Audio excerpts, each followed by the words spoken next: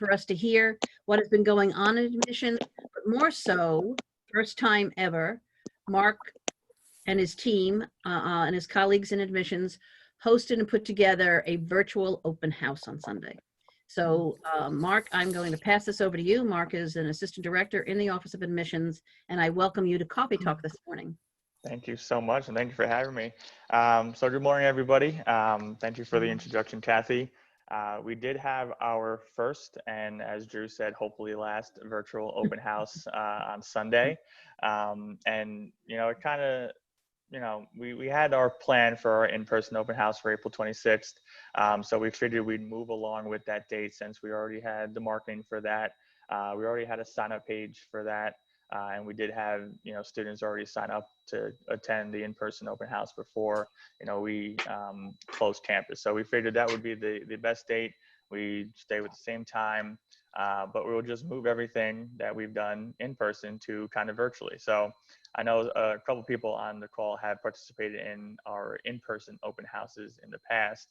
And, you know, the way our open house works, and it works pretty well because, you know, of our people, you know, the people that work at Molloy, the interactions that they have with the families, they go a long way with the students and the parents. So we had to kind of figure out how to bring that into, you know, virtually into their living rooms over Zoom.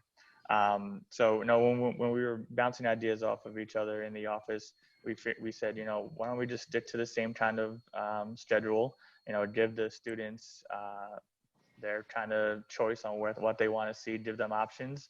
And we kind of went with that. So I'll pretty much break down, you know, what we did, how we reached out to the departments and the overview of the day. So it still started at 1 p.m. and it went till about 4 p.m. And our admissions team, you know, we reached out to the academic departments, we reached out to financial aid, we reached out to student affairs to see if they wanted to participate, and obviously they did. They wanted to participate. They wanted to, you know, show off the school. They wanted to show off the departments, and they wanted to really be a part of the open house. So once we squared that away, we also reached out to Drew in hopes that he would want to do a kickoff, like a president's welcome for the.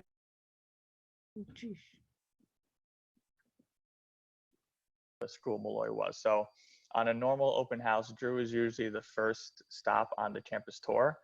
He has about 5 to 10 minutes with the families to kind of talk about Molloy, what makes Molloy unique, and, you know, answer any questions that any families may have. So the way the schedule worked was from 1 to 1:30, we had the president's welcome. So Drew spoke for that time.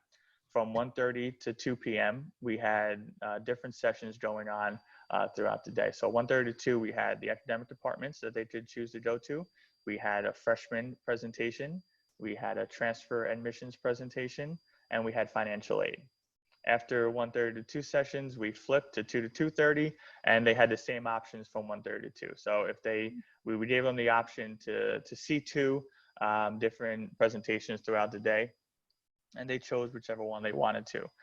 So from 2 to 2:30, there were also academic departments going on, freshman presentation, transfer presentation, and financial aid. We saw some families, you know, divide and conquer, where the parents went to, you know, financial aid, the students went to the freshman presentation, or they went to business, whatever they wanted to see, they had a choice too.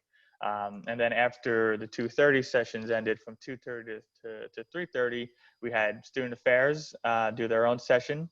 Within student affairs, we had student life, we had residence life. Carl was a part of it. Thank you, Carl. We had the student counseling center, we had athletics, we had international education. So we had public safety. So pretty much anyone who's involved with student affairs was there to put on a presentation for the students from 2:30 to 3:30. Now, each session was live, kind of like the Zoom, and we all gave students a chance to ask questions. So we kind of stuck to a 30-minute time limit for each of the sessions, because we've done a ton of Zoom events this whole month. And we found out that, students don't want to be on Zoom all day. They don't want to log on a computer. They don't want to be on Zoom from 12 p.m. to 5 p.m. Getting talked to. We also wanted to make it as interactive and as engaging as possible. So the presentations went from 10 to 15 minutes, and then they had the rest of the time to answer questions. And Carrie, yes, it was recorded. We will be sending out the recordings to the students who weren't able to attend the open house. And we also found that in the Zoom sessions, they have the option to show their face. They have the option to speak if they want to. A lot of students chose not to show their face, but they're much more confident in asking questions in the chat feature when the Q&A opens up. It does take a minute or two for the questions to start, but once the first question starts, then the ball starts rolling.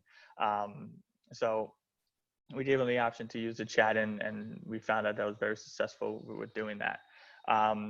And overall, I think we did a good job of showing that, Molloy community virtually, having Drew speak live and field questions from student and parents was a huge deal. We've seen some other open houses that are virtually from other schools, and the president puts up a pre-recorded message, and that's it. So, having Drew there to answer any questions about, Molloy, I think it really speaks volumes to, the type of school that Molloy is. And because the sessions were limited to 30 minutes, last night we hosted a admissions live Q&A to all the students who didn't get, all their questions answered, still had some questions afterwards. And we were on there for a full hour from 7 p.m. to 8 p.m. Pretty much impeccable with questions the entire time. So we found that last night was a success, and we're probably going to do another one in the middle of May before the June 1st deadline hits for the students, so they can ask any other questions also. A lot of the feedback that we received from the families, from the students, was overly positive.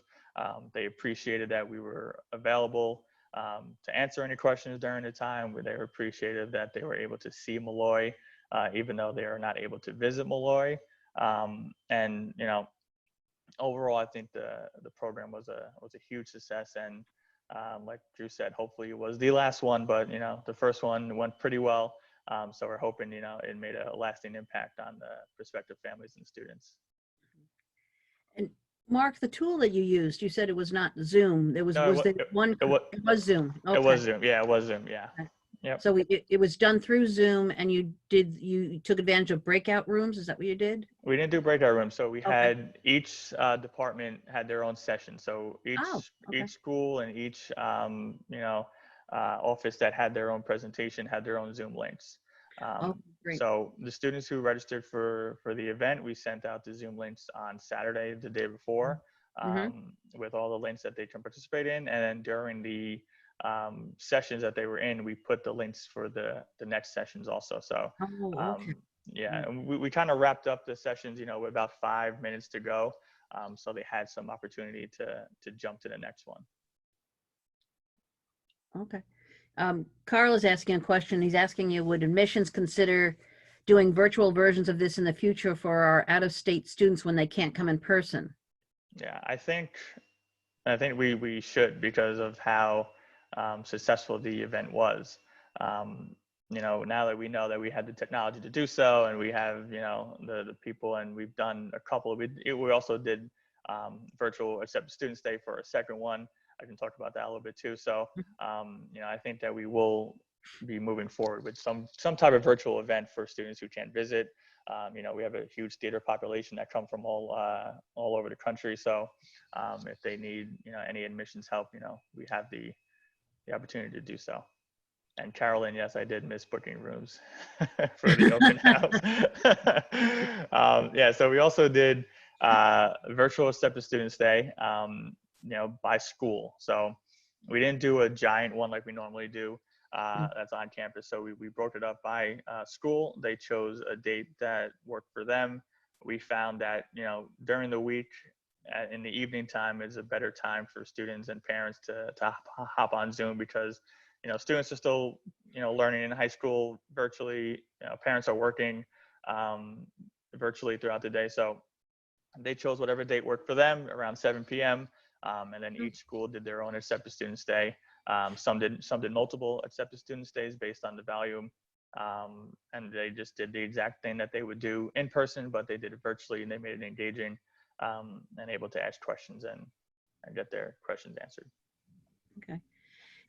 Since there are a lot of people on that would volunteer to help on your open house, is there anything that those of us who are not in admissions could be doing?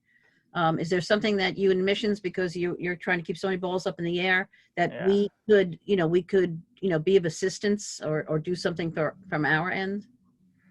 I mean, it's so tough virtually to do that. I mean, if a student reaches out to us specifically and they need assistance with one of the specific offices, then yes, we would reach out. Mark, if I could cut in, yeah, I would just tell you that just from the experience of what we've been doing, we've found that less is more. Keeping it simple seems to work the best, especially on the virtual platform. So we are directing pretty much everybody to the admissions at molloy.edu, and then we're filtering and sending them where they need to go. In our presentations, in our freshman presentation and our transfer presentation, we did put the contact information for like the academic support stuff that we have, and kind of directed them to reach out or send to us, and then we would filter it to the other departments. Oh, okay, great. So just being available will be the best. The best for us. And Molly, we didn't have any limits, any issues with any of the limits so far with the virtual events. We also seen, our open house usually draws about 1,000 people total on campus. The virtual open house, had nowhere near that kind of number. We had about 300, I think 315 students sign up. And then Drew's session had about 100 people in it to start, and then they broke up into, we had so much going on there really wasn't going to be an issue with the limits on the Zooms. Got it. Yeah. Great. So I know, Mark, before everybody else got on, Mark and I had a minute to talk about the fact that this is a really tough time for these incoming freshmen because their whole plans for their end of year big shot seniors has been, stayed home with mom and dad and young brothers and sisters. Have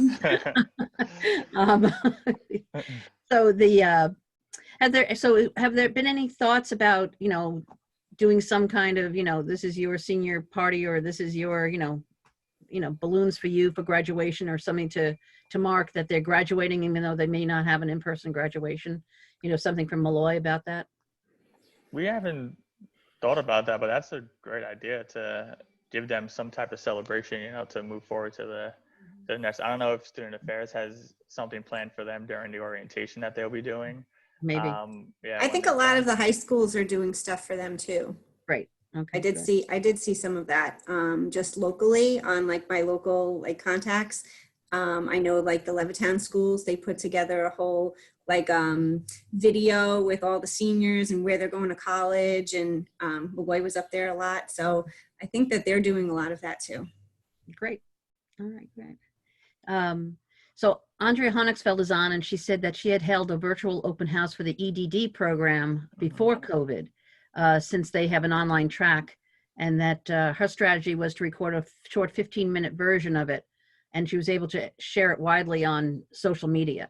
I presume that we're doing a lot on social media platforms too for this. Yeah, we're working with the Office of Digital Communication to kind of chop up, like the highlights of each of the accepted students day presentations and the open house, and to put it on the social media sites. And they've done great, promoting, the tours, the virtual tours of the residence halls and up campus, to give the students a feel for what Molloy looks like. Okay, great. All right. So it actually is already 10:55. Did anybody have any other questions for Mark? And again, Kim, thanks for joining us. Kim is the director of admissions here. but we really appreciated this. I thought it was important for people to hear what's been going on as far as admissions is concerned, because we are, very much aware that this is your busiest time trying to get students to select Molloy in their process. Yeah. So thank you for all that hard work, and thank you for doing that for all of us. So. Thank you for having us. Appreciate it. You're welcome. You're welcome. Yeah. It's good to see you all. Yeah, good to Everybody see else, everybody. well, it's good to see you. Please remember, tomorrow is the Feast of St. Catherine of Siena, and we're hosting a really special 90-minute version of Coffee Talk with Sister Diane Morgan, talking about social justice from the Dominican perspective. And 3 of our faculty members are going to be on a panel after she speaks. So feel free to join us. I think it's going to be a great morning, and I look forward to seeing you. All right. Enjoy this beautiful sunny day. Look for the newest flowers that are blooming. All right. And the Blue Angels at 12 o'clock. And the Blue Angels at 12 o'clock. That's right. Thanks, Kim. That's true. They're going to do a flyover in our area. So we all have to get out there and clap for all of our essential workers and first responders. So thank you, everybody. Take care. Thank you. Have a good Have one. a great day. Bye now.